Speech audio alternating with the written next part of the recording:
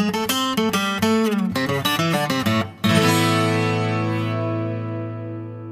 age of morality, an age of double standards, an age of political upheaval, an age of industrial revolution, and thus the Victorian age. In such a society, what was the lower middle class up to? Let's discuss this in this video.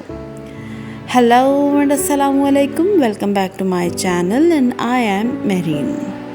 In this video, I am going to unveil a very shocking fact of Victorian society. It was a common practice among common lower middle class to sell their wives. Wife selling in the Victorian era was a complex phenomenon.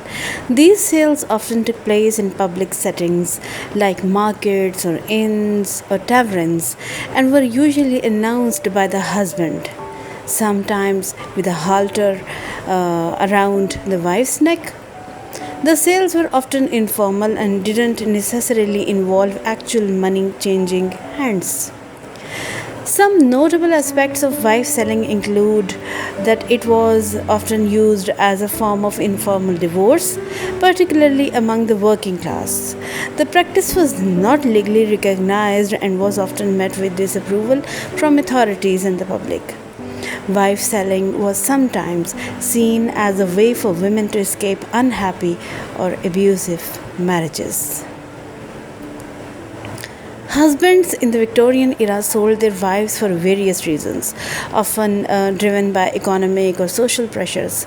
Some of the reasons were poverty, debt, or financial struggles. It might lead a husband to sell his wife as means to alleviate economic burdens. Wife selling was sometimes used as a way for couples to separate when formal divorce was inaccessible or too expensive. Marital infidelity, disagreements, or other relationship issues might prompt a husband to sell his wife. In some cases, a husband might sell his wife to someone of higher social status or wealth seeking to improve his own circumstances. These reasons highlight the complexities of wife selling and the various factors that contributed to its practice. In 1832, Mr. Wilkinson sold his wife at Smithfield Market in London for 2 shillings and 6 while reportedly intoxicated. He was drunk. Wife sales often involved public houses or marketplaces, and alcohol might have played a role in some cases. These sales were frequently met with public scrutiny, and the participants might face social pressure. The Wilkinson case illustrates the complexities surrounding wife sales and the role of intoxication in some instances. In those days, suggesting a divorce was just like skydiving without a parachute. It was a common practice in 17th century and lasting until the early 1900s. The last recorded instance of this happened in 1913, which is when they finally said no more beef market peace. Because a wife selling in those days was just like selling beef side pieces. The requirement for a private act of parliament made it inaccessible for lower working class and poor until 1857. As a result, wife selling was the last and easiest option.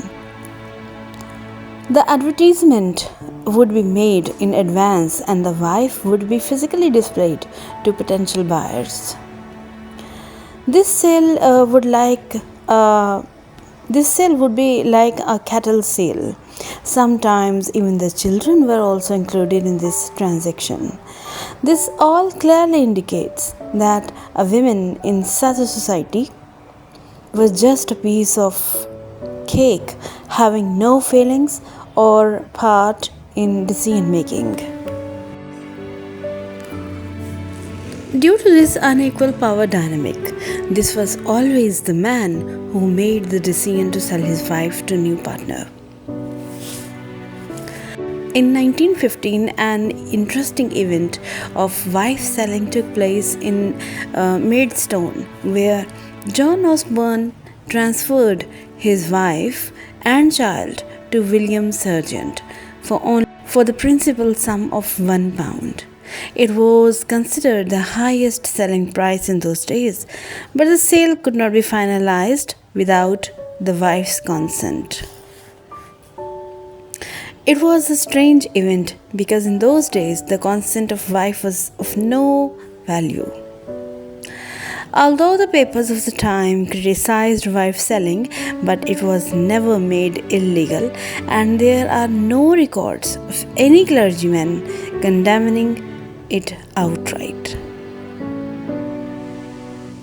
Wife selling is, of course, a disturbing yet fascinating aspect of Victorian England. In reality, there were cases of wife sales, but these were often informal separations or divorces, usually among the poorer classes. These sales were not necessarily about commodifying women, but rather about providing a way for couples to separate when formal divorce was expensive or inaccessible. It's worth noting that wife sales were not widespread or universally accepted, and they were often met with disapproval. The practice declined as divorce laws became more accessible and societal attitude shifted.